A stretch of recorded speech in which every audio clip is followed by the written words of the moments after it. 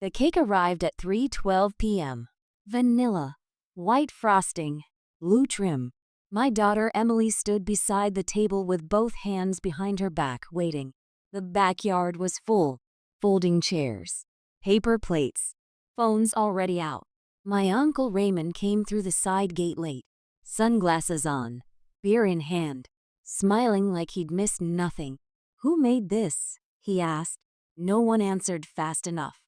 Raymond leaned over the table, pressed 2 fingers into the center of the cake, and dragged them straight across Emily's name. Frosting folded in on itself. Letters collapsed. Someone laughed. Then someone else. Raymond tilted his head. "Too soft," he said, and pushed the cake box off the table with his forearm. It hit the ground hard. The lid flipped open.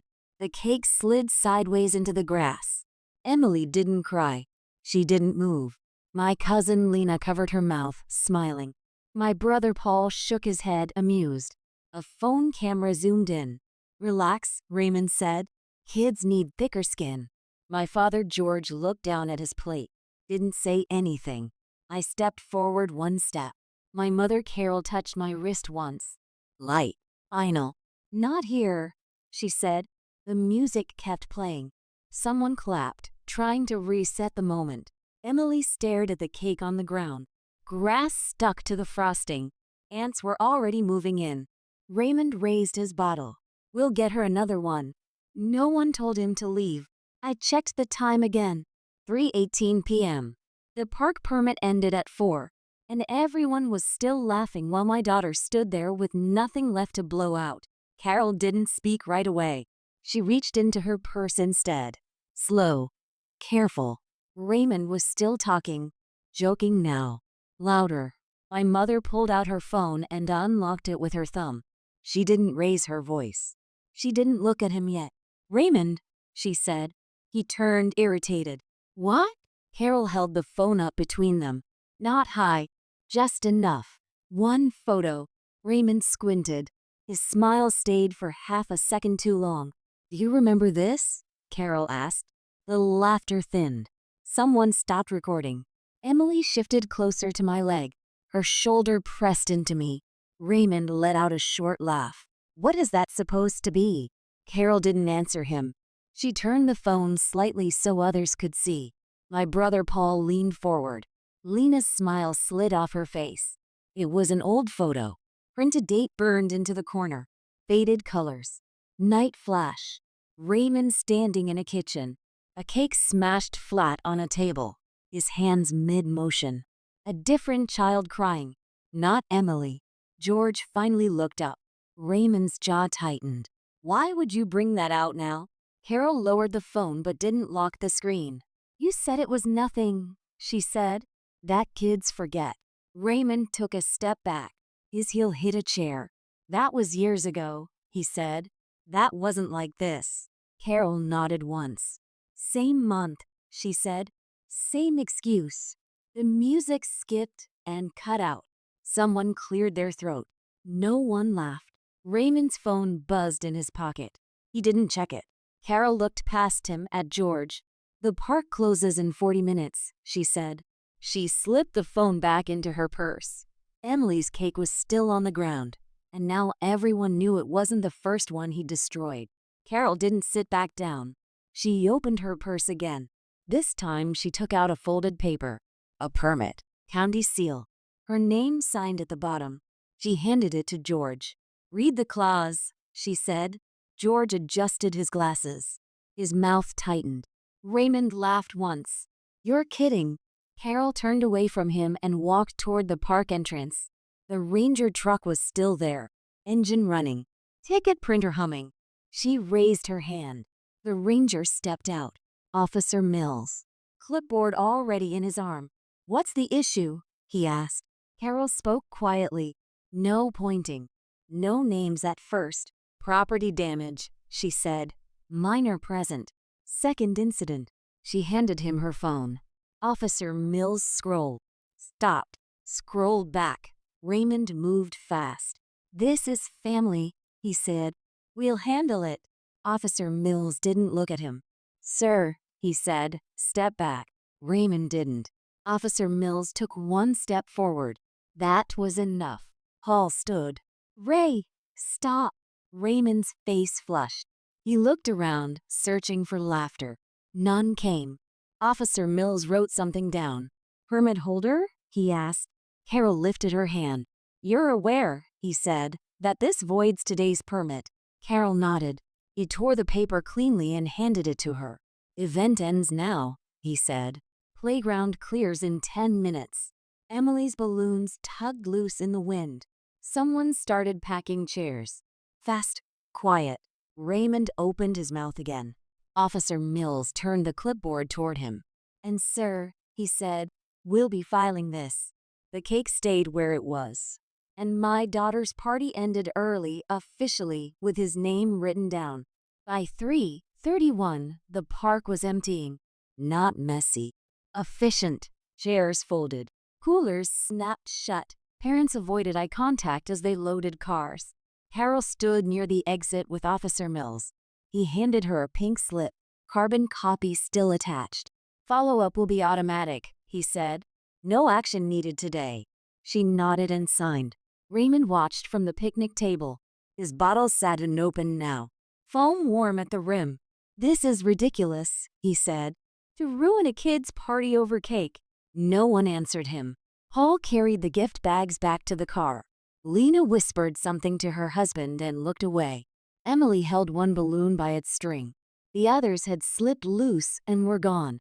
Officer Mills turned once more.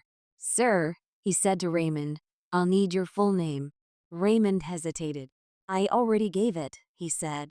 Officer Mills tapped the clipboard. I need it again. For accuracy. Raymond said it slower this time.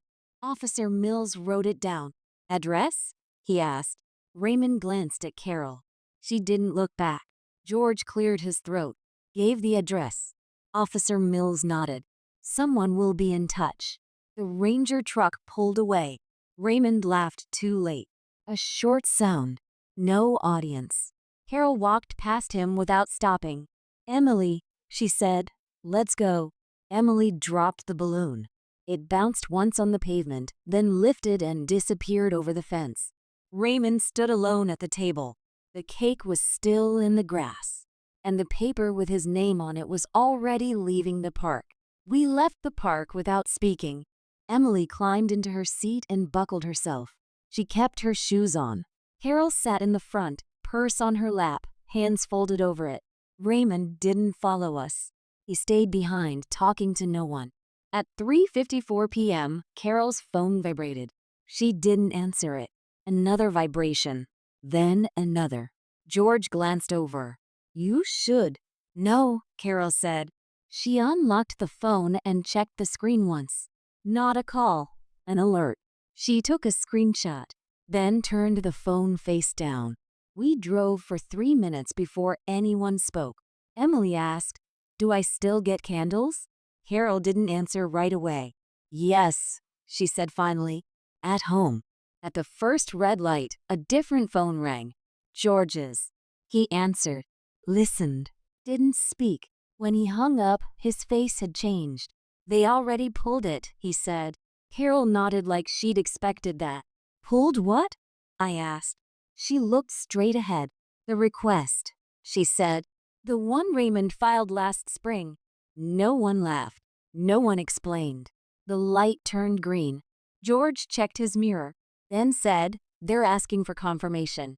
Carol opened her purse again. Her phone was already unlocked.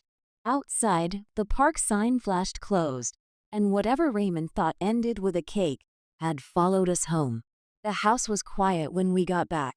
Emily went straight to her room, door half closed, light on. Carol set her purse on the counter and didn't open it. George stood by the sink, phone in his hand. It rang again. He answered, listened. This time he spoke. Yes, he said. No, she's aware. Pause. Yes. Today. He hung up and placed the phone face down. They marked it urgent, he said. Carol nodded once. The oven clock blinked 4:22. I opened the fridge and took out the leftover cupcakes. 6. Untouched. Carol reached for a candle drawer, stopped, and closed it again. Her phone buzzed. A message this time. She read it without reacting, then slid the phone across the counter to George. He read slower. "They're reopening the file," he said. "All of it." Emily appeared in the hallway. "Who's Ray mad at now?" she asked. No one answered her. George folded the paper Officer Mills had given Carol and tucked it into a folder already on the counter. No label. Corners worn. Carol finally spoke. "He thought it expired," she said. "He told me that himself." I looked at the folder. "How long ago?" I asked. Carol checked the time on her phone. 4 months, she said. Emily waited, still holding her bedroom door. Outside, a car slowed, then stopped. A door shut. Someone was walking up the driveway, and no one moved to greet them. The knock was light, not rushed, not friendly. Carol didn't look toward the door. George did, then checked his phone again. "Don't answer yet," he said. The knock came again. Emily stepped back into her room.